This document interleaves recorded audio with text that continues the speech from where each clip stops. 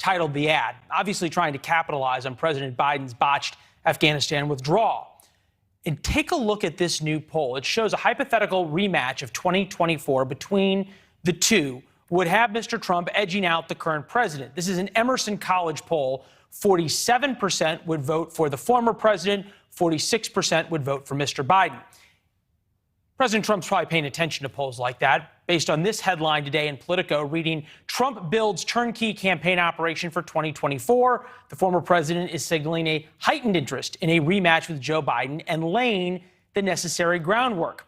Joining us now is one of the authors of the piece, Politico writer Meredith McGraw. Meredith, appreciate you being here. Thank you very much. So is this meaningful groundwork or just sort of perfunctory in case President Trump wants to run?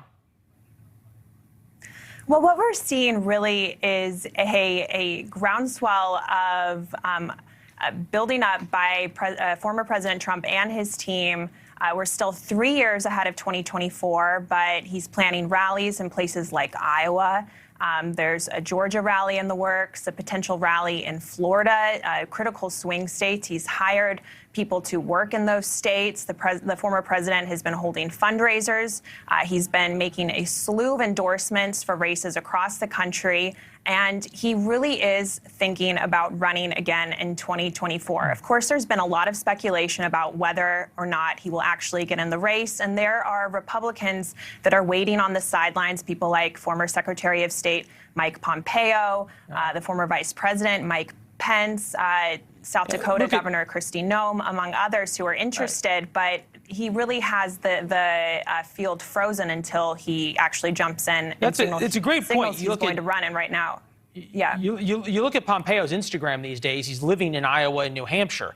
Right. You getting a sense from any of these other Republicans in their camps that they're a little annoyed about this maybe not thing? Well, it makes it awfully hard for them to craft their messaging. If they want to get out there ahead of Trump and make the case that they would be a front runner come 2024, they have to sort of tiptoe around Trump's policies. Of course, some of them worked in his administration, but we've seen that play out in how they've responded to what happened in Afghanistan. Nikki Haley had some critical words about the Biden administration dealing with the Taliban, but then people quickly jumped on it and reminded her that the Trump administration, they dealt with the Taliban, of course, with their deal for Afghanistan. So it's made the messaging around whether or not Trump gets in really tricky for these people because they want to show that they support Trump. Trump is still, in many ways, the leader of the party, but they also want to make their own mark right now. Hard to imagine a way in which President Trump is not the leader of the Republican Party, like it or not, good for the party or not. We want to put those poll numbers back up because you made a couple of references to them, 47, 46. We looked back in the entire 2020 race. President Trump never led then candidate Joe Biden in the Real Clear Politics average.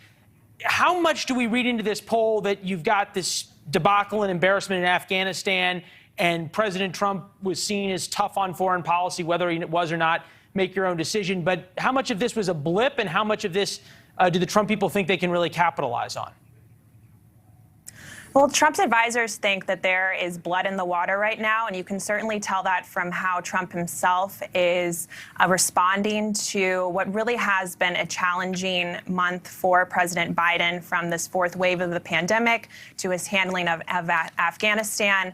And, as they try to shift the attention to domestic politics, they're being held back by all of these other things. And Trump certainly sees that. And that's made clear in that ad that you just played that focuses on Biden's leadership during Afghanistan and these other issues. Yeah. Blood in the water is the way you summed it up. It's an excellent way to end. Meredith, thank you. We'll have you back as your reporting continues. Thanks for having me. Yeah, thank you. Doesn't matter whether they are Democrats or Republicans. Hard to imagine me saying that, but truly it doesn't.